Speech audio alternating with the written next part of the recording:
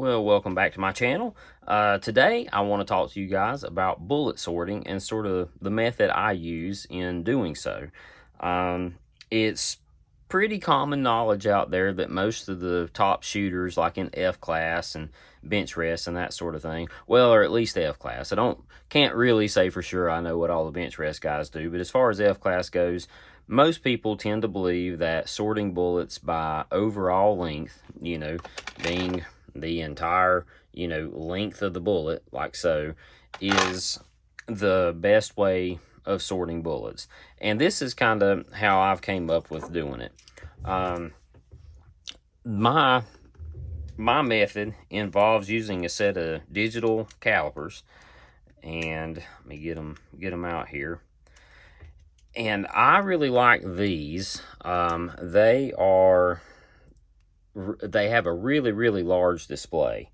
And the only place I know that you can get them is from this company called Stu Mac. This is an instrument supply, like a guitar maker or somebody, instrument-wise. It's an instrument supply company. So if you just go to stumac.com, that is where you can find these calipers. I think they call them the digital luthier's calipers. Luthier being, someone who works on instruments. Anyway, the cool thing about it is they also take a CR2032 battery, which, is a very common watch style battery that, almost all your red dot sights and all sorts of other, electronic devices that for firearms use. So it's not too hard to run to your local store and pick up a couple of CR2032s as opposed to some of the more unique, less common watch batteries that some of your nicer calipers take. Now, I think they're okay calipers. I don't think they're Mitutoyos or, Starretts or anything like that. But for this job, I think they'll suffice. The other thing I really like about them is the negative side. Let me bring it out here and re-zero it. Whenever you go negative, because the display is so large, the negative sign will really jump out at you. Whereas some of your other calipers, you really kind of got to look for it. So anyway, that's the kind of calipers I use, and I've just got a Hornady bullet comparator on here. I think it's the 22 caliber one or something, and I just use it so I have a nice little flat spot to sit the bullet against, something like that. I think they actually even make a little platform for this, but I mean, if you just use one of the smaller diameter inserts that come with it, and then you can always just favor the top side or the bottom or whatever. That's generally what I do. And then I've got one of these like little storage bins you can get from your hardware store. Generally, the more little compartments you got, the better. This one I think has about 18, maybe 17, something like that. And what I'll do to start with is just pick up a handful of random bullets, preferably from the same lot, and I'll just measure them all and just kind of sit them to the side and sort of try to figure out where my 0 point is, like the most common overall length that I have. And obviously I will make that my 0 batch, and I will zero out my calipers on that.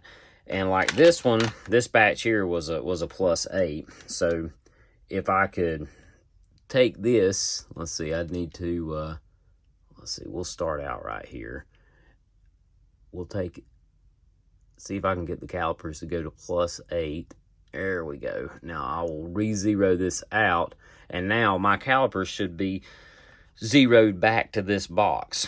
So let's see if this still reads 8. It reads 7.5. So and there it reads 8. So that's pretty good. I'm just going to sit him off over here to the side. Let's see how repeatable this is. There we go, 8.5. That's another thing I like about these calipers. The little 0.5 sign is small. So the ones that have like 4 digits and all of them are the same size, it just messes with my eyes. I'm used to reading stuff in thousandths, and when they throw the 0.5 in there at the same size as the thousandths reading, it just kind of, it makes it less obvious to me what I'm looking at. So there's another 8.5. So as you can see, I am a little tricky doing this with the camera. So you can get your, you can reestablish, recalibrate your calipers to or your calipers to the zero of your box. So if you